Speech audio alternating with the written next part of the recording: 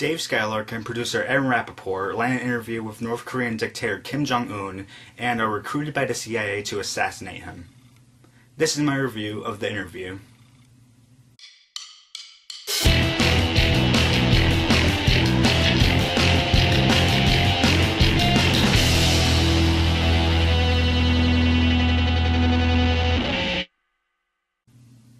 Hopefully the Guardians of Peace, or the GOP as they call themselves, yeah, nice name guys, don't try to take this video down or make any threats against me. But in all seriousness guys, so I was going to see the interview a few weeks ago with my dad in the big theaters, but at the last minute the big theaters cut the movie down and they weren't showing it because of the threat the GOP had against anyone that was going to show the movie. And a week or two later, one of my smaller theaters got hold of the movie and was showing it at the theater for a few weeks. And I went to see it with my dad and my uncle. Unfortunately, though, I didn't get the rating from my uncle. So, yeah, just to tell you that in advance before I get to my ratings later on.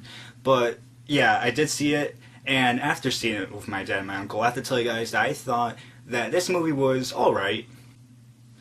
The good points. I think the thing that made this movie what it was the dark comedy in it. And I think that it made this movie because of the tone that it had overall. And what added to that dark comedy was the directing, the acting, and the writing that had it for it. And everything I just said was everything that was good about this movie, but let me go into more detail.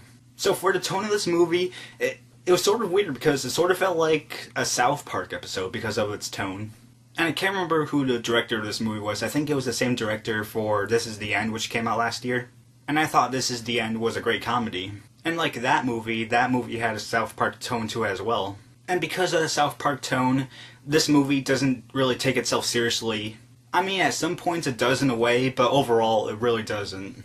As for the acting, I think the person that did the best job was the actor that played Kim Jong-un. And I say that he did the best job because of the fact that this is a dark comedy movie. An actor who played Kim Jong-un had that stereotypical Asian accent, and throughout the movie I had to cover my mouth most of the time because of the way the actor was saying his English in this Asian accent. And at one point in the movie I couldn't help myself, I just let my hand out and I was like laughing out loud with the rest of the people that were in my theater. Because again, it adds to the ridiculousness of this movie. And even though the actor that played Kim Jong-un was the best, I still thought that Seth Rogen and James Franco had their moments in the movie. And again, another reason why I liked the dark comedy in the movie was because of the writing. Because the writing is what made these ridiculous moments in the movie. And the ridiculous dialogue in the movie too, which is like, what? And you have to laugh about it. And as for the directing, I thought that the directing for the moments I liked the most were done well. And other than that, that's all I have to say about the directing. And one more thing before I get into the bad points about this movie, I think the reason why I liked the comedy of this movie was because of the different types of comedy that it had. It had regular comedy, it had dark comedy, it had a little bit of slapstick comedy in a way, it had gruesome dark comedy, and it had some jokes where you would either chuckle about it or laugh out loud about it. The bad points.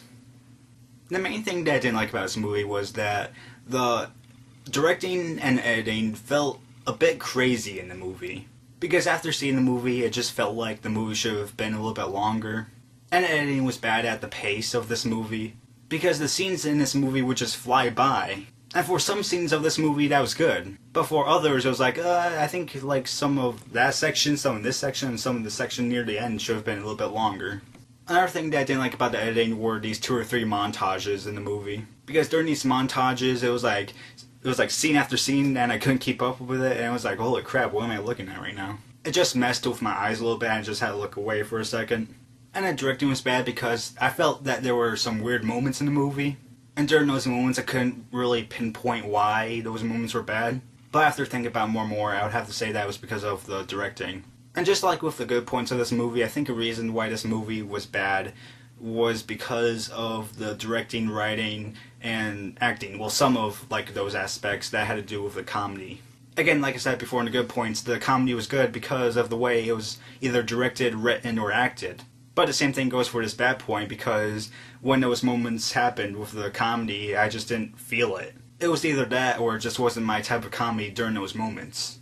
Like I said, I saw this movie with my dad. My dad gives this movie a 3.25 out of 4 stars, Well, I will give it a 2.75 out of 4 stars. Like I said, I thought this movie was alright.